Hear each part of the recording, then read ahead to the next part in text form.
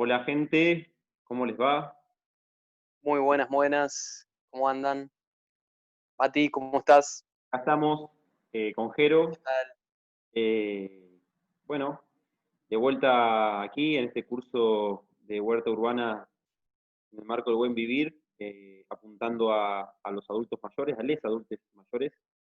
Eh, y bueno, hoy habrán visto recién la pantallita el tema de hoy, o parte del tema de hoy, porque vamos a ver dos temas hoy. Vamos a ver abonos en la huerta y algo de suelo.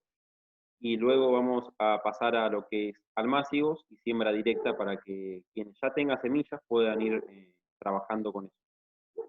Y quienes ya tengan un suelo más o menos con un sustrato, con los tips que vamos a dar hoy, tratar de con los tips que vamos a dar en esta clase, más lo que vamos a hacer en vivo ahora, en un rato, van a tratar de tener algunas herramientas como para manejarse y saber con el suelo que están trabajando.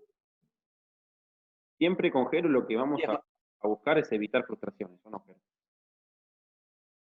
totalmente, sí. La idea es eso, mandarles la info básica como para que ustedes empiecen a practicar en sus casas y a partir de esta información ustedes van a poder empezar con los primeros pasitos. Los que ya están avanzados, bueno, esto es información que ya tal vez ya tengan incorporada, pero bueno, hay mucha gente, por lo que estuvimos viendo en el grupo, que no maneja la info y siempre viene bien recuperar o repasar. Así que, como decías, Mati, abonos y tierra hoy.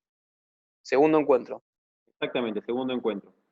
Así que bueno, voy a volver ahora al PowerPoint que estaba compartiendo hace unos segundos y arrancamos con lo que son los abonos en la huerta.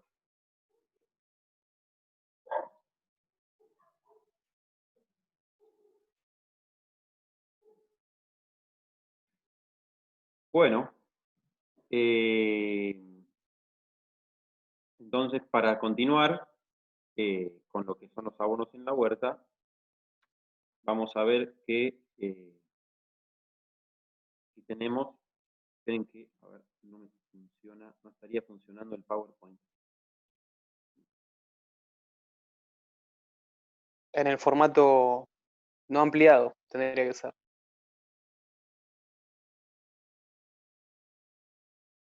Es.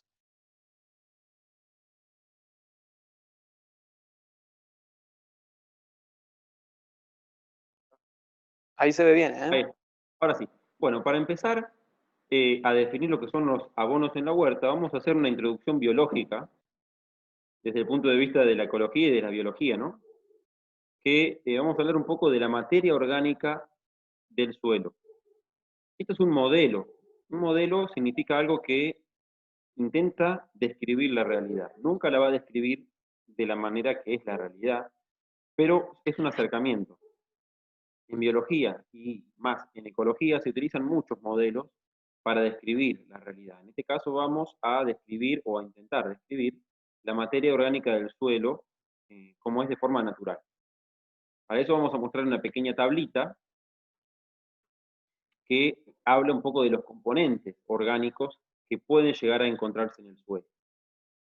Y tenemos esos 5 componentes que ven ahí: residuos vegetales y animales, macro y mesofauna, que macro y mesofauna vendría a ser la macro, lombrices, eh, Escarabajos. topo, escarabajos, exactamente. Y la mesofauna incluye eh, ácaros, que no los vemos, algunas hormigas, eh, y otros animales chiquititos, bichitos, bicho bolita, que no vemos tanto. Después tenemos la biomasa microbiana, hongos y bacterias, ahí lo dice. Y después tenemos materia orgánica lábil y materia orgánica resistente. La materia orgánica lábil y la resistente son parte de las plantas y en algunos casos también partes de los insectos que estaban más arriba. Lo lábil Perdón, significa que es... Mati, ¿Cómo? perdón. Son componentes que forman los cuerpos de animales y vegetales que están disponibles en el suelo, Así es, totalmente. como para llevarlo un poquito más a Exactamente, de ahí viene. lo visual. De ahí viene. Pero bueno, y a su vez, esos componentes de los cuerpos muertos de animales y vegetales que caen al piso pueden ser materia orgánica lábil o resistente. La lábil es la materia orgánica fácilmente degradable, o sea que es fácilmente transformable en comida, es comida rápida para hongos y bacterias. Enseguida se la pueden comer. En cambio, la materia orgánica resistente es materia orgánica que no se la pueden comer enseguida los hongos y las bacterias. No la pueden degradar tan rápido. ¿Cómo puede ser? Madera muy dura, por ejemplo, quebracho, restos de cortezas de quebracho, o madera con mucha resina, un pino muy resinoso, o un eucalipto muy resinoso, o directamente el cuerpo exterior de un bicho, de un insecto, de un cascarudo, vieron que es re duro, entonces eso también es re difícil de degradar, o el pelo humano, no sé, cosas que pueden estar ahí que son recalcitrantes, que van a estar ahí durante mucho tiempo. Entonces, fíjense aquí en el costado que tenemos componentes vivos de esa materia orgánica, que son los insectos y hongos y bacterias, componentes transformados, que es lo que yo le digo, que son los cuerpos de estos que se transformaron, y a su vez todo esto específico que está acá, estos tres, la biomasa, la materia orgánica lábil, es lo que forma la materia orgánica del suelo estrictamente. Lo de arriba es que puede o no estar, porque puede estar vivo todavía y no caer al suelo, pero está en contacto con el suelo. Bueno, teniendo en cuenta esto, que es un modelo, seguimos. Entonces, ahora vamos a hablar de compost, y el compost en la huerta. Entonces acá tenemos que el compostaje es un proceso donde bacterias, hongos, actinomycetes, que es un tipo de mezcla entre bacteria y hongo, y la fauna del suelo, o sea, todos los bichitos que pueden haber por ahí, degradan en un ambiente aeróbico, o sea, que tiene que haber aire, es oxigenado, es un proceso que necesita de aire y oxígeno, si no, no sería compostaje. Degradan los materiales orgánicos. Entonces, bueno, tenemos que el compostaje, como lo estoy nombrando acá, es un proceso que es natural, pero que el hombre, la mujer, todos, digamos, el ser humano, lo observó en la naturaleza, este proceso de degradación que ocurre naturalmente, y lo llevó a la vida humana y lo transformó en algo más rápido, lo hizo más eficiente desde un punto de vista humano. No sé qué pasa ahora. Mati, se podría decir que es una biotecnología, Es una podríamos biotecnología. decir, Exactamente, aplicada.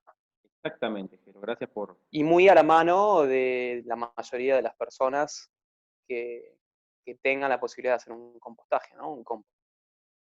Exactamente. Yo quería aclarar por ahí alguna cosita más, antes de que empieces en lo más fino, Sí. que el compost es un compuesto, o sea, ahí la palabra ya un poco nos está diciendo que es una composición de varios ingredientes, por decirlo de alguna manera, que nosotros podemos ir juntando en nuestra casa. O sea que vamos a ir poniendo en las composteras, que son el lugar donde vamos a depositar, elementos de diferente origen, como para que nos vayamos viendo, imaginando ese compost, esa compostera. Para los que no saben, ¿no? Por ahí de dónde viene. Compost es de compuesto de varios componentes, ¿no? Y compostaje es el proceso de compostar materia orgánica. Y bueno, compostera es el lugar donde voy a compostar. Como ahí hay varias palabras nuevas, capaz, para los que no conocen, que hay que incorporar. Qué bueno. Sigamos. Con el aporte que tenemos aquí de Jero, más lo que vamos a comentar ahora, son términos técnicos lo que viene ahora. Yo lo que voy a comentar ahora son terminología técnica, muy específica, que quienes quieran realizar un compostaje de manera óptima, lo pueden respetar. El resto de las personas que quieren compostar, pero no lo quieren hacer de manera óptima porque no son tan rigurosos o porque, no sé, no les pinta o no tienen ganas de hacerlo tan estrictamente, no lo hacen como lo vamos a mencionar ahora. Pero nosotros tenemos como el deber de mencionar todos estos puntos porque es lo que se sabe a nivel científico de cómo se puede elaborar el compostaje de una mejor manera. Entonces, fíjense que en el primer punto aquí tenemos que el compostaje involucra distintas etapas. Estas etapas que involucran el compostaje están relacionadas con cambios de la temperatura de esa pila de compost, de esa cantidad de residuos que yo voy a poner a descomponer. Entonces, de acuerdo a eso, hay 4 etapas. Una etapa mesófila, una etapa termófila, una etapa de enfriamiento y una etapa de maduración. La etapa mesófila es de meso. Meso significa medio. Estas son temperaturas medias, alrededor entre 0, que vendría a ser entre 0 y 30 grados. Una etapa termófila va a estar entre 30 y 70 grados centígrados, ¿no? Una etapa de enfriamiento va a estar entre 20 y 25 o 30. Y una de maduración va a estar de 20 a 0 grados. Y esa etapa de maduración puede durar mucho tiempo. Esto no se preocupe. Mati, perdón, ¿eh? Sí. Lo vamos a ver, pero Vamos a bueno, ver para que se imaginen. un grafiquito mucho Sí, más lindo. Yo lo estoy mencionando ahora por arriba para que entiendan el gráfico que va a venir después. exactamente. Son las etapas del compostaje. Compostaje. Bien. Entonces, los factores que condicionan o gobiernan el proceso de compostaje son la temperatura, como vimos en el punto anterior, la humedad, porque si el compost se seca se muere todo, el pH, que el pH es la acidez que pueda llegar a tener esa pila, porque a veces los residuos orgánicos son muy ácidos y eso no puede estar, no está tan bueno cuando se transforma en muy ácido. Entonces tenemos que ver la manera de regular. No se preocupen que no es algo imposible, ahora lo vamos a mencionar. La presión de oxígeno, o sea, la cantidad de oxígeno que tenga la pila, muchas veces del oxígeno depende el olor que larga la pila. Y esto es un término bastante abstracto, que no intenten entenderlo de buenas a primera, porque a veces no es fácil, que es la relación de carbono-nitrógeno del material original. La relación de carbono-nitrógeno significa es la cantidad de elementos o átomos de carbono que pueda tener un organismo vivo con relación a los elementos o átomos de nitrógeno. El nitrógeno lo vamos a encontrar mayoritariamente en proteínas, o sea, en la carne, en el caso de los animales, y en el caso de las plantas lo vamos a encontrar también en tejidos como las flores o los frutos. Va a haber, y las hojas vivas, todo eso, hay nitrógeno ahí. Entonces, ¿qué pasa? Que el carbono está en todos los cuerpos. El cuerpo del nuestro está compuesto del 90% de carbono. Bueno, el resto de los seres vivos también. Entonces hay mucho carbono y un poco menos de nitrógeno. Entonces, ¿qué pasa? La cantidad de carbono y de nitrógeno que tenga esa materia orgánica que yo voy a compostar, me va a definir el tipo de compost que yo voy a tener y qué tan rápido se va a hacer. Porque el nitrógeno es súper esencial para la vida. Si no tenemos nitrógeno, nos morimos. Tenemos que comer nitrógeno de alguna manera nosotros, igual que las plantas. Entonces, si no tenemos, nos morimos. Entonces, si no tiene nitrógeno el compost, no tiene muy buen alimento. Entonces, va a ir muy lento. No es que no se va a hacer, va a ir muy lento si no tiene nitrógeno. Y si tiene exceso de nitrógeno, vamos a sentir un olor tremendo a amoníaco, que es lo que el nitrógeno que se está escapando, está pudriendo y se está yendo en forma de gas de amoníaco. Entonces ahí es un indicio de que tenemos mucho nitrógeno. Por eso está bueno conocer la relación carbono-nitrógeno, que no se preocupen porque hay tablas en internet y en libros disponibles. Hoy vamos a mostrar un ejemplo nosotros. Y después, bueno, el tamaño de la partícula se refiere al tamaño el tamaño de las cosas que vamos a echar.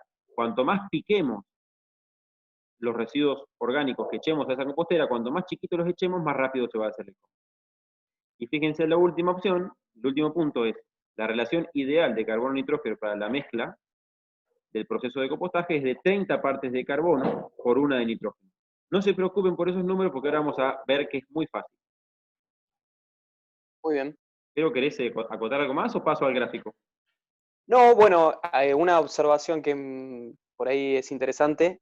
Cuando hablamos del tamaño de la partícula, que vos bien lo dijiste ahí, cuando nosotros tenemos más fragmentados los desechos de la cocina, las cáscaras, los cabitos de la manzana, por ahí alguna fruta que se pudrió, etcétera, si tenemos la posibilidad de machacarlo con un machete, con una pala, va a tener más superficie expuesta a estos hongos y bacterias, microorganismos, ¿no?, que están en el compost, que lo van a degradar más rápido. eso como para acotar un poquito.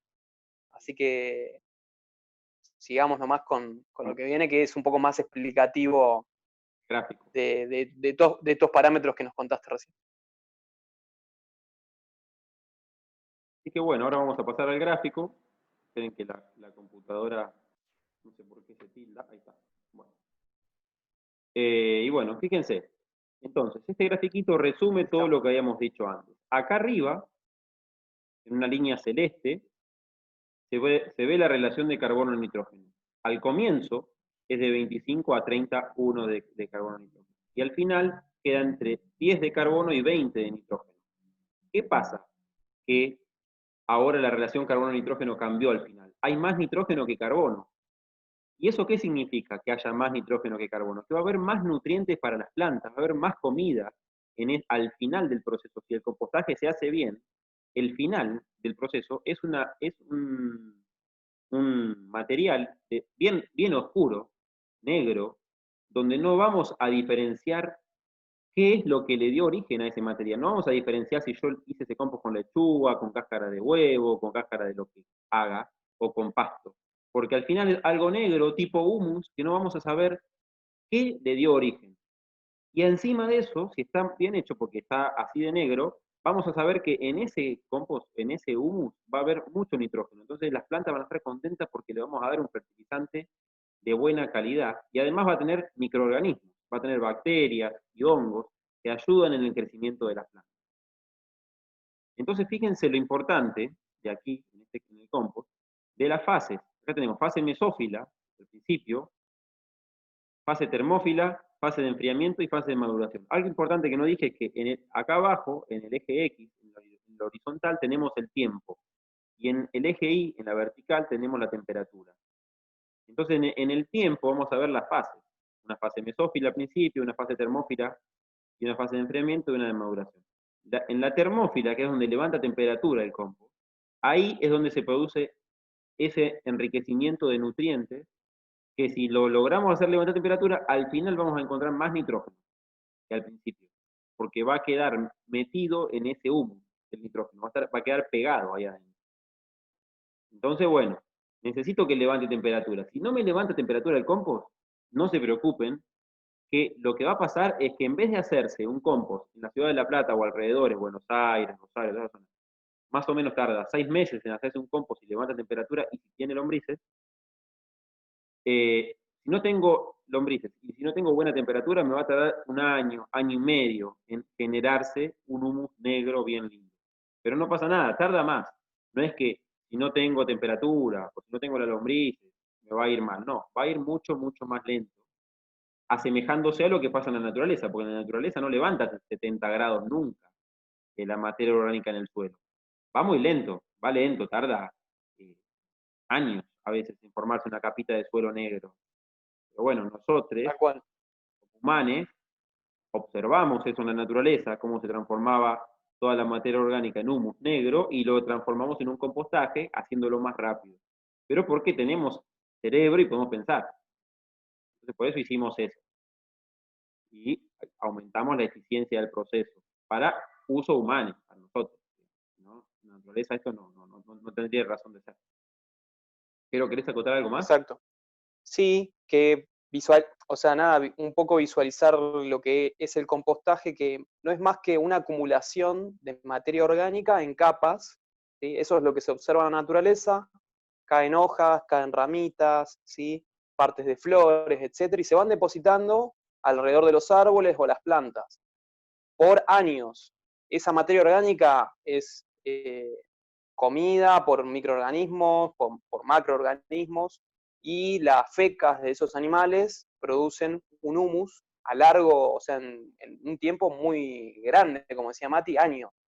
Lo que nosotros observamos en la naturaleza en años, lo llevamos como una tecnología, con esto que decís, que el proceso cognitivo que tiene el ser humano de poder pensar a veces, otras no, es hacer esto, ¿no? Una acumulación de materia orgánica por capas en la que nosotros podemos desarrollar este tiempo que dura años en menos tiempo. En La Plata, en la provincia de Buenos Aires, al tener este tipo de compostera, como la muestra del gráfico, que es una pila, es no más que una pila que está en el suelo, ¿sí? En un lugar donde no se encharca, eh, donde recibe cierta cantidad de horas de sol por día, entre 2 horas, por ejemplo, o 3, como mucho, sería suficiente.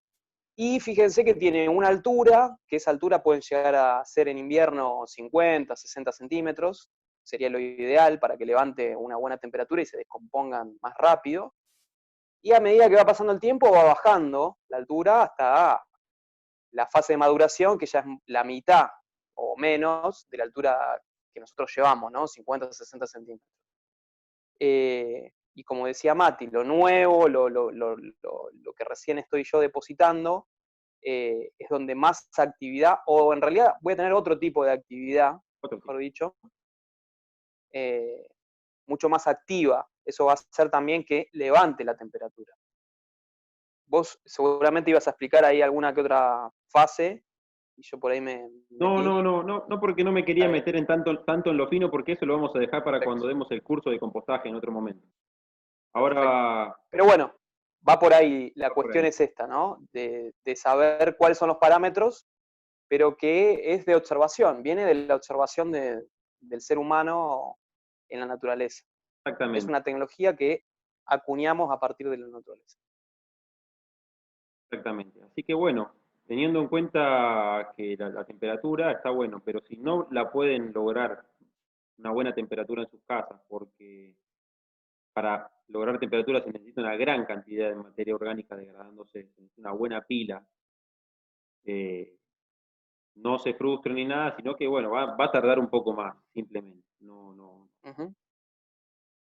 Acá hablamos de ese tipo de compost que vemos ahí, que es de pila, pero también hay cajones, hay un montón de variables, y esas son las que por ahí dice Mati, que como tienen menos volumen, tardan mucho más en descomponerse. Exactamente. Pero es una cuestión de ir profundizando y practicando.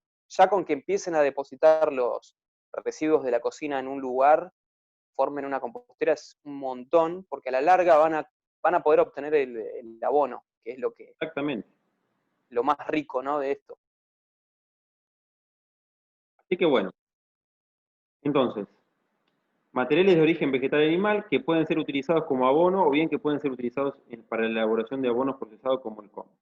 Esta tablita la saqué de internet. La copié y la pegué acá. O sea que en internet como esta vi muchas, muchísimas. ¿Y qué pasa? Acá dice estiércol bovino y porcino, estiércol de oveja, trigo, arroz, maíz, girasol, algodón, lechuga, cebolla, tomate, gramíneas, que son pastos, granos, viruta, y todos los nutrientes que aporta al compost cada componente. Son tablitas para la gente que es muy minuciosa, para personas que le interesa y que quiere saber un poquito más. Bueno, estas tablitas están llenas de internet. ¿Y qué aporta cada una al compost? Después, esta tablita que está acá, la sacamos de un libro, pero también hay en internet. Es una tablita de la relación de carbono-nitrógeno. Ya te la dan escrita. Entonces, por ejemplo, el pasto seco tiene una relación de carbono-nitrógeno 81. Recuerden que habíamos dicho que la ideal era 31, o sea que el pasto seco está muy lejos de lo ideal, que tiene mucho carbono y poco nitrógeno. O sea, ¿qué tengo que hacer para que el pasto seco se composte? Agregar nitrógeno. ¿Y cómo agrego nitrógeno? Con algún tipo de heces, con algún tipo de caca, de algún animal. Porque fíjese, el estiércol ovino, o sea, de ovejas, tiene 20 partes de carbono por una de nitrógeno, o sea que tiene poco carbono, acuérdense que da 31. Entonces ahí, si mezclo el estiércol de oveja con pasto seco, por ejemplo, si tengo cerca, voy a lograr una relación, mejorar la relación. Siempre tengo que estar entre 31 más o menos, 25 y 31. Entonces, bueno, fíjense, hojas secas, entre 20 y 60 partes de carbono por una de nitrógeno. Desechos alimenticios, fíjense, esto está bueno, abajo de todo. Entre 15 y 20 partes de carbono por una de nitrógeno. O sea que el desecho alimenticio casi está en el óptimo. En cambio, la orina, sabemos, dijimos que... Perdón, Mati, que es lo que la mayoría de las personas Claro, van a tener en su casa. claro, Por eso, por por eso ahí lo el tema remarco. del estiércol, claro, la gente que vive en el campo, tienen un campo cerca, Claro, van a ser beneficiados con esa materia que la van a tener a disposición, pero la exactamente, mayoría son personas que viven en la ciudad. Así que ya con lo que tengan en la cocina, ya van a estar bastante bien en la formación de abono a partir de una compostera. así es. Pero acá tengo un dato mágero que es residuos Bien. vegetales. Residuos vegetales tiene 12 partes de carbono por una de nitrógeno. O sea que el residuo vegetal verde, recién cortado, tiene mucho nitrógeno. O sea que cuando Es voy a echar la residuos poda, podemos vegetales, decir la poda, o el ah, corte de pasto, verde.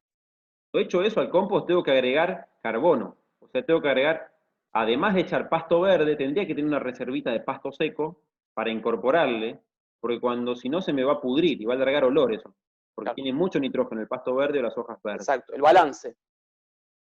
El balance. Siempre hay que balancear la mezcla. Exactamente.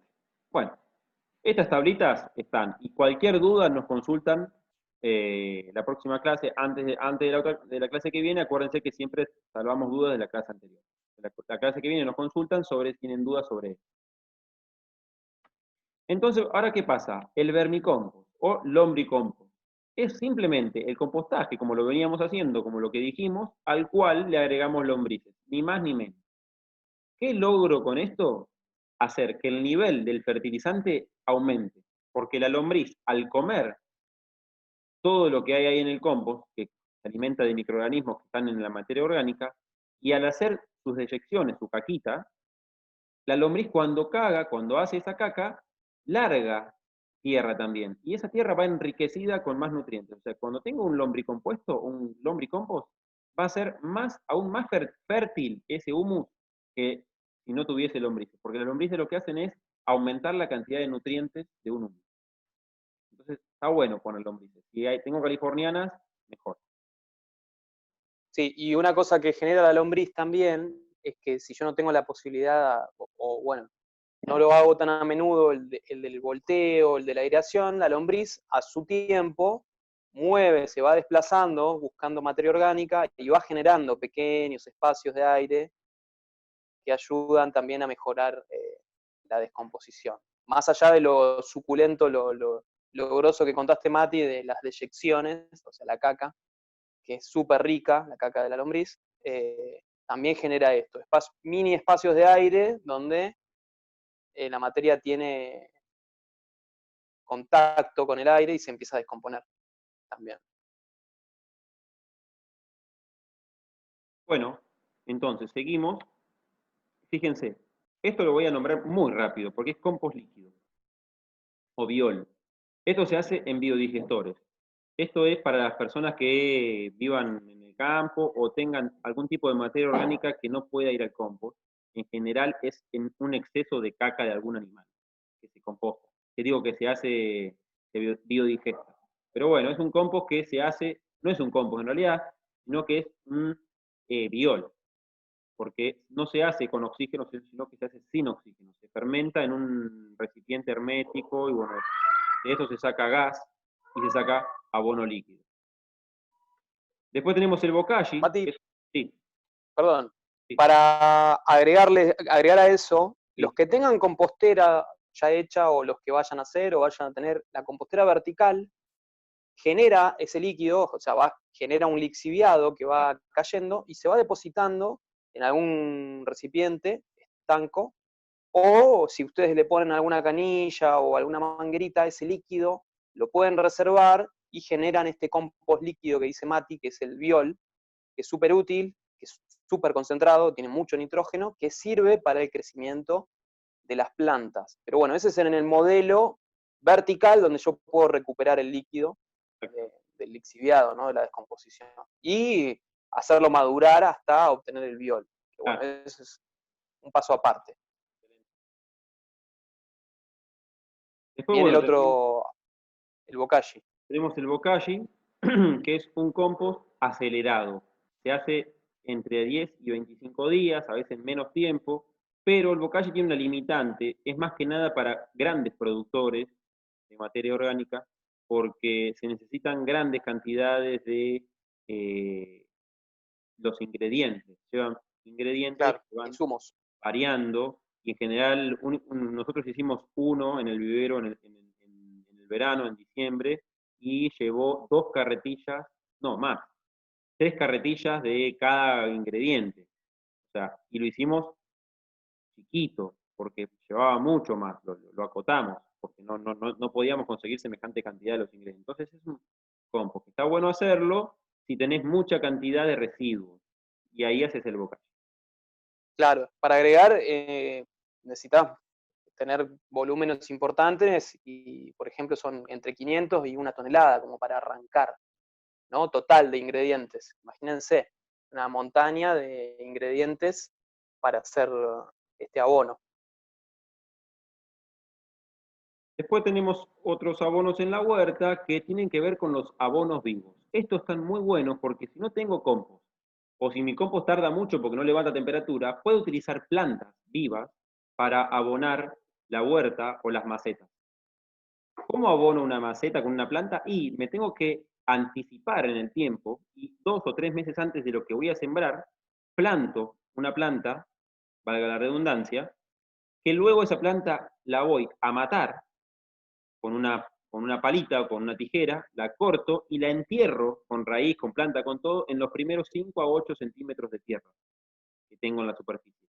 Y una vez que los entierro, los dejo ahí unos 10 días, 15 días para que eso se incorpore y se fermente en el suelo, y eso naturalmente va a ser un fertilizante, ya sea por el aporte de materia orgánica de la planta que maté y trituré y puse ahí adentro, más todo lo que las raíces produjeron en el suelo, porque en el suelo también las raíces produjeron un ambiente apto para la fertilidad. Pero, no sé si querés aumentar. Sí, como decís vos, esto es plantar esas semillas, hacerlas germinar, que crezcan, que estén un tiempo, formen toda la parte aérea, cortarlo con tijera, si es en macetas o en canteros con tijera, o palita como hiciste vos, enterrarlo y dejar un tiempo. O sea, que yo me tengo que preparar unos meses antes para esto, Ah, porque tengo que esperar que la planta se desarrolle, ¿sí? Entonces, bueno, es con mucho tiempo previo. Y como decías vos, las raíces lo que hacen es mejorar también la parte de sustrato.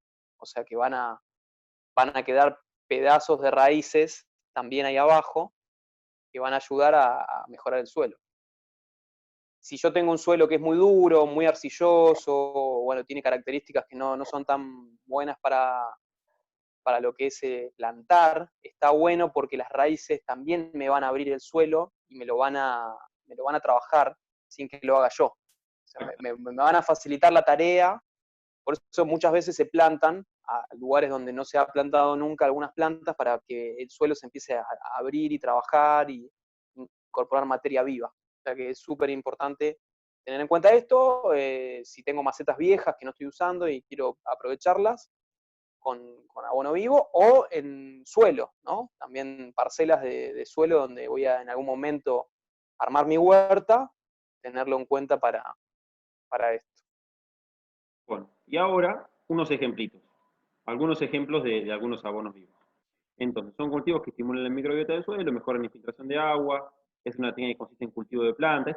Esto es lo que acabamos de explicar recién, así que esto les queda a ustedes de teoría, para que lo puedan leer. Frenan el video y lo leen.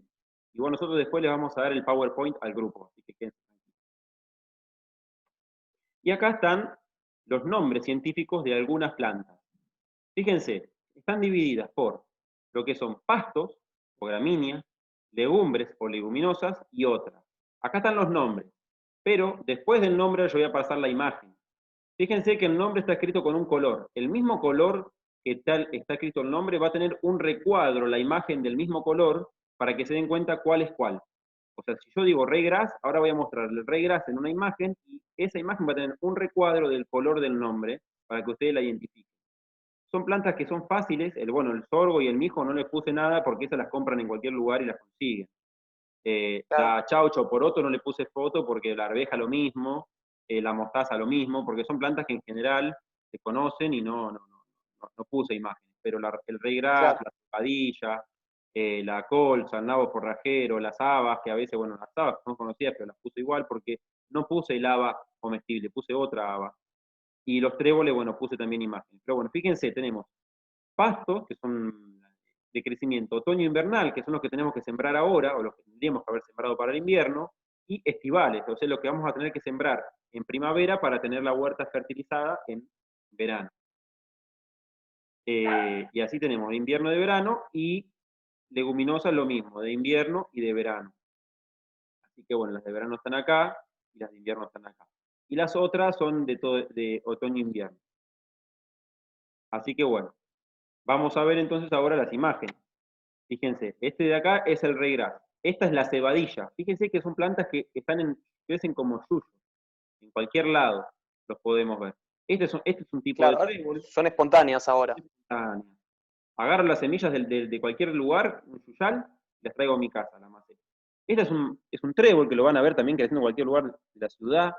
Eh, Agarro las semillas y una vez que esta flor se secó, al tiempo están las semillas. Yo agarro las semillas, traigo a mi casa.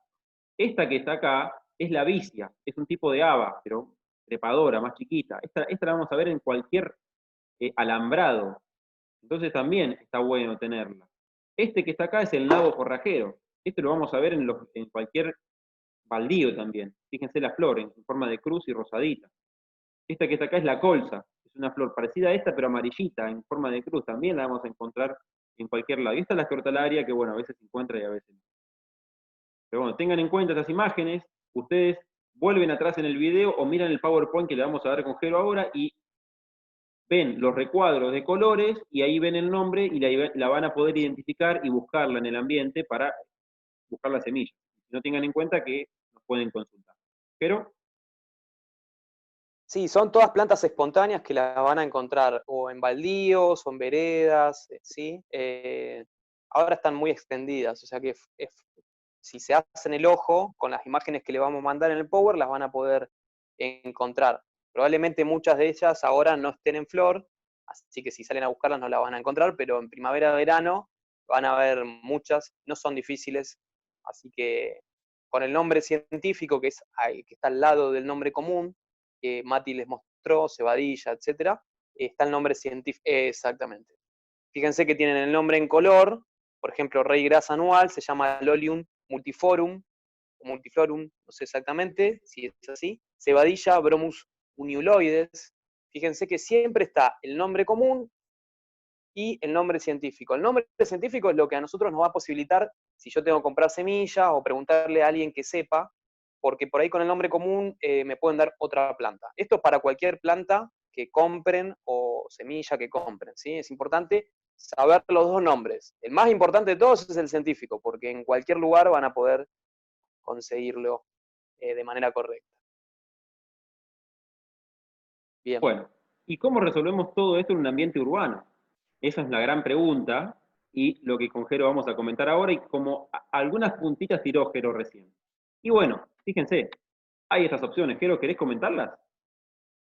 Dale. Bueno, mira, la primera opción que se ve, que es a la izquierda mía, arriba, que es un cajón de madera. Fíjense que es un cajón de madera con apoyos, ¿sí? Tiene 4 apoyos, está levantada del suelo, y abajo, por lo que veo, hay una bandeja que colecta los lixiviados, que son los líquidos que se van produciendo a medida que se descompone la materia orgánica. O sea, es un cajón donde yo voy a ir depositando los restos de la cocina.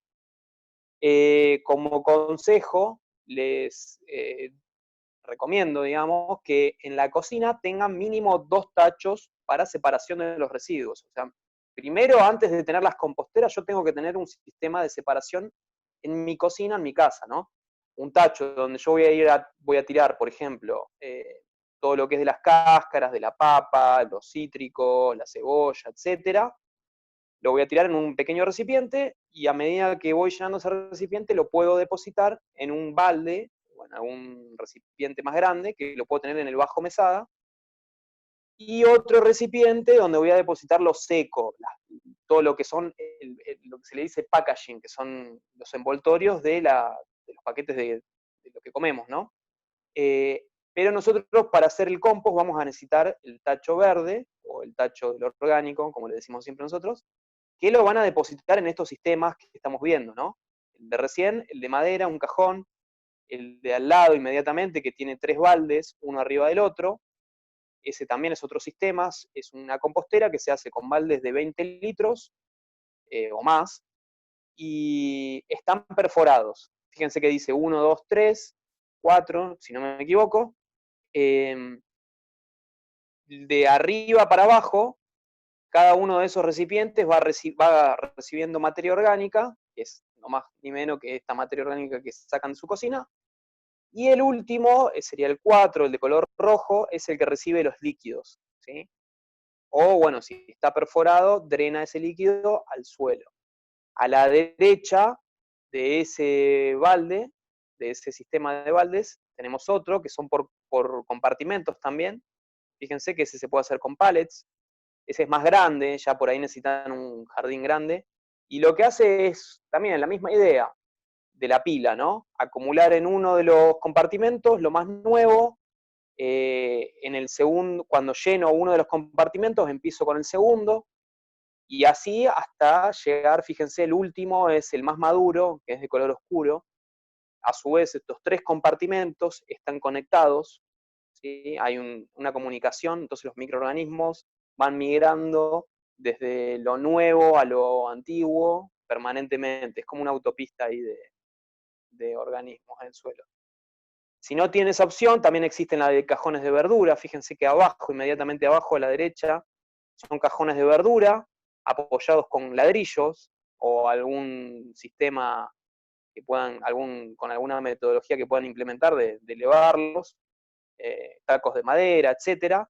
Y lo que se hace es forrar esos cajones de verdura con algún plástico que sea duro, resistente, ¿sí? A la degradación, porque imagínense que hay un montón de líquidos y sustancias que interactúan con el medio, ¿no? Entonces cualquier cosa que yo le ponga va a ser también degradada por toda esta masa viva, que lo que va a hacer es descomponer, ¿sí? Entonces, bueno, cajones de verduras es otra opción, teniendo en cuenta eso, ¿no? Forrarlos y hacerles perforaciones en la base para que drenen. Yo a este cajón le agregaría abajo alguna bandeja para colectar el líquido, ¿sí? Ese líquido después lo podemos guardar. A la izquierda inferior hay un cajón blanco con tapa, ¿sí? Bueno, todas las composteras tienen que estar tapadas. El sistema que yo haga de cajón, etcétera, tiene que estar tapada con media sombra o con restos de poda, puede ser ramas, hojas, pasto, ¿sí? O bueno, como estos sistemas más de departamento que tienen una tapa de madera. El mismo sistema, ¿no? Mati, si querés agregar estos 3 de abajo, contarnos. Vale. Los Y bueno, 3, dale. aquí abajo tenemos otro tipo de compost vertical, diferente al de los tachos que comentaste recién, tachos de pintura. Claro. Este se hace con cajones de lácteos, de la Serenísima o de Asanco, que tengo que ir al verdulero o al vecino, tengo opciones de pedírselos, comprárselos o hacer ir de forma nocturna tipo ninja y llevárselos. Pero bueno, esa es la que Ahora atrever, está más difícil esa. la que Siempre preguntar, yo siempre claro, soy de los que por la duda preguntemos. exactamente. Por los dos preguntemos y si no, bueno, ninja y bueno, veamos qué Si pasa. nadie se hace, si nadie se hace cargo del cajón, se puede llegar a hacer otra. Pero bueno, Y bueno, recomendación es ahí, lo mismo que el preguntar. sistema que explicó Jero, el vertical de tacho, pero lo hacemos con cajones. Es la misma metodología. Exacto. Luego tenemos al lado, a la derecha, un cajón similar al que explicó Jero arriba, que es de 3 compartimentos. Este es de 2, más chiquito. Este es para ambientes más reducidos, con tapa, donde de un lado tenemos algo mucho más avanzado y de otro lado tenemos algo que apenas está comenzando. Como dijo Jero también, tienen que estar comunicados los 2 compartimentos para que los organismos vivos vayan y vengan y hagan el proceso de degradación. Tiene tapa por una cuestión de que no se llene de agua de lluvia y también para que no se llene de mosquitas y entre algún roedor que pueda hacer su nido ahí porque está calentito. Como está calentito, los roedores no es que van a comer, porque el roedor no es de comer mucho vegetal, a menos que haya una papa o una batata entera, no va a ir. El roedor va a hacer su nido mayoritariamente porque está calentito. Perdón, Mati, o le echen cosas que sean cocinadas, que tengan grasa, que tengan algún, no sé, que tengan queso, cáscara de queso, esas cosas, ahí sí, Pan, guarda. Si nosotros depositamos material que les pueda llegar a ser interesante para comer, van a ir.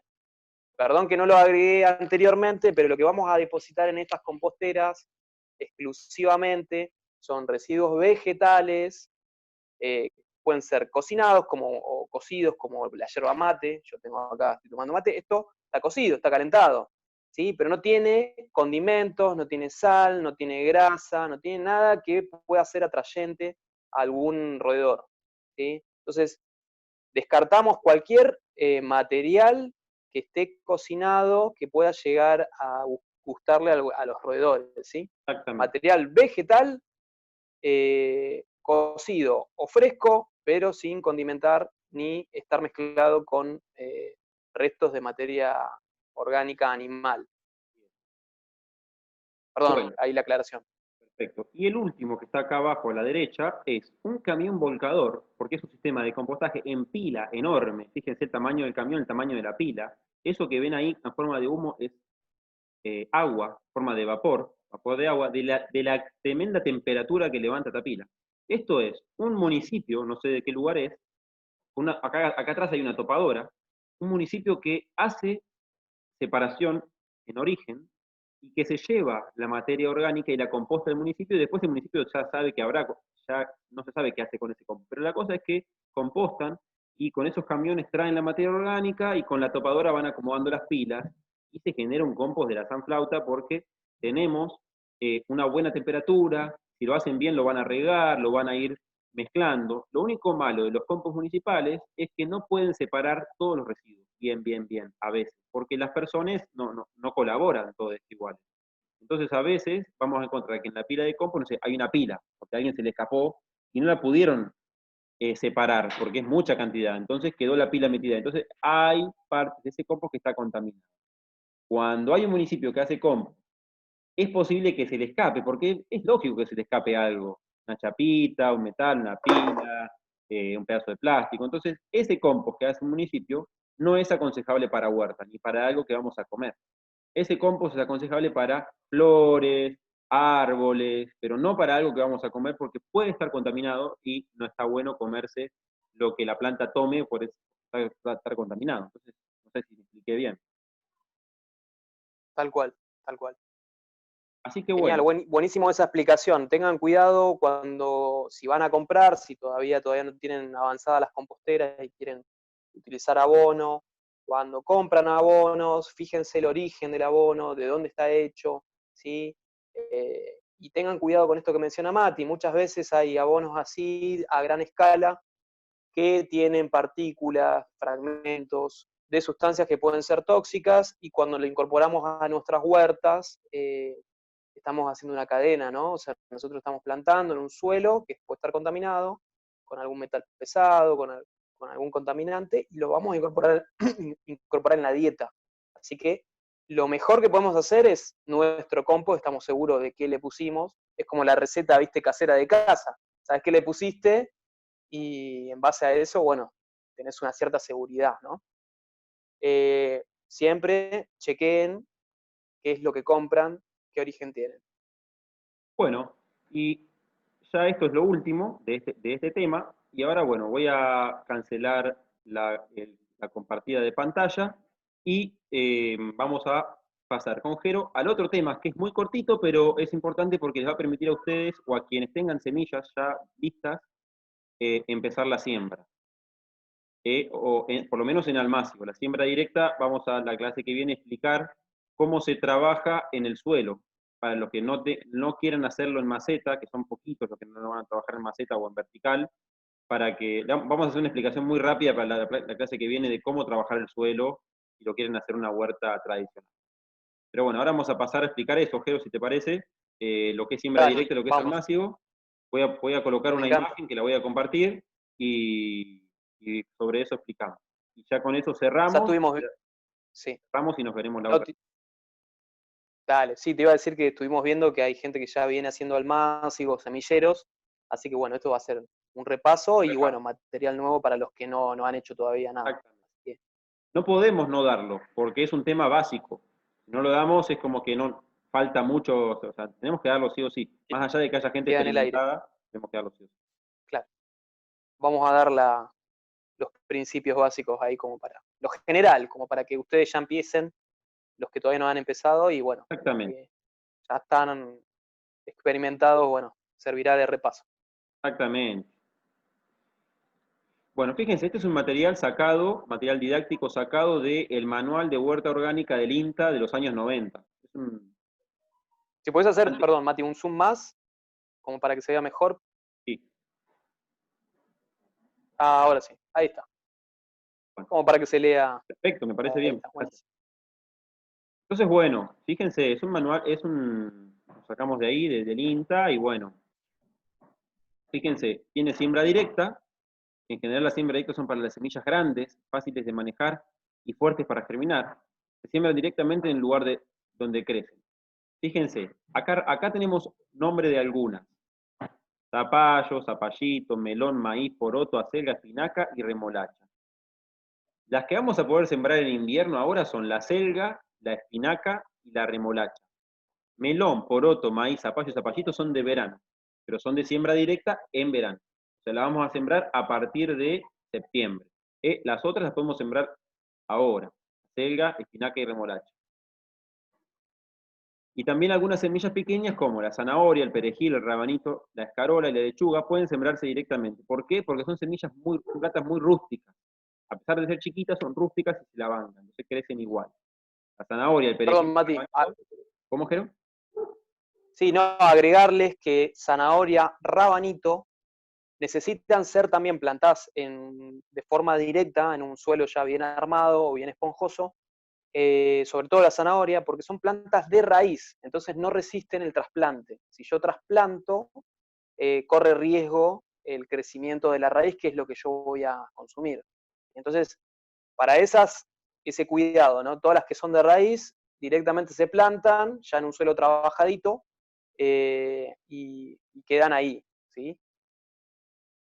Bien. Y después tenemos los almácigos, que tenemos acá abajo, que fíjense, voy a correr nuestra imagen un poquito hacia arriba, ¿sí?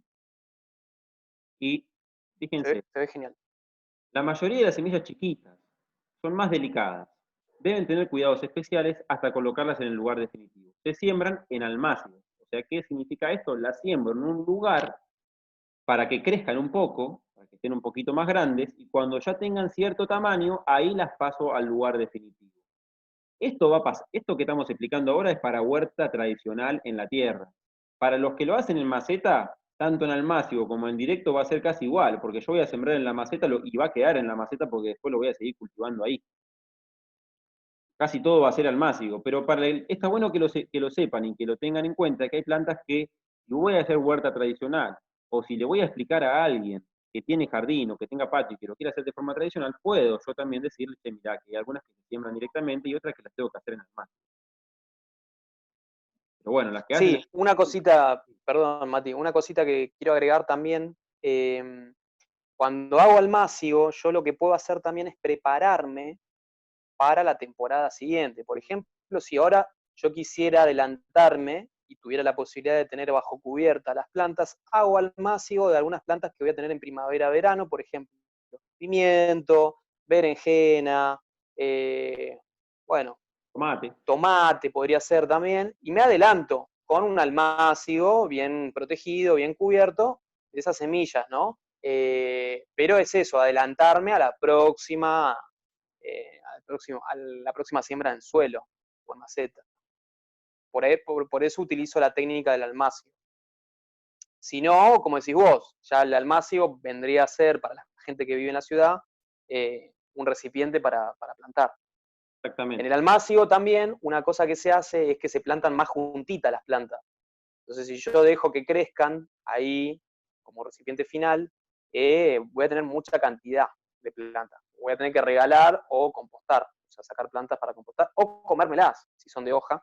Pero bueno, la cuestión del almácigo es aprovechar la superficie que tiene para plantar y van muchas más plantas por superficie. Totalmente. Así que bueno, teniendo en cuenta esto, pueden manejarse con almácigos o con siembra directa, o si están haciendo en maceta, bueno, va a ser todo siembra directa y almácigo juntos, todo en uno. Así que bueno, estos eran los temas que tenemos para hoy. Espero que les hayan interesado. Cualquier duda ya saben, la clase que viene la resolvemos. Y bueno, decirles que para la clase que viene estaría bueno si nos mandan fotos de sus composteras para ver cómo vienen, dudas sobre cómo vienen con sus composteras, croquis, imágenes, dibujos de una futura compostera que quieran desarrollar para que nosotros les brindemos asesoramiento o ayuda. No sé si te ocurre algo más, Jero, para la semana que viene, para que puedan aportar. También se me ocurre cómo van separando en su casa, si tienen 1 o 2 tachos, si tienen un tacho más chiquito para colectar antes y después depositan en el balde o bueno, en el depósito final. Cualquier imagen que esté relacionada con sus composteras o los que están empezando también a hacer las composteras, cuáles son los recipientes que usarían, etcétera, qué cantidad de residuos orgánicos producen por día, por semana, si tienen una dieta más vegetariana, seguramente van a producir más que las personas que son por ahí más omnívoras, ¿no? Que comen un poco de todo, o que son más carnívoras también. Entonces, bueno, todas esas cuestiones las pueden ir contando mediante imágenes, así nos facilitan también saber cómo vienen ustedes. Así que bueno, muchas gracias y nos Muchas veremos gracias. la próxima. Chau, chau. Gracias, Mati. Nos vemos. Chau, Espero, chau. estamos viendo. Chau, chau.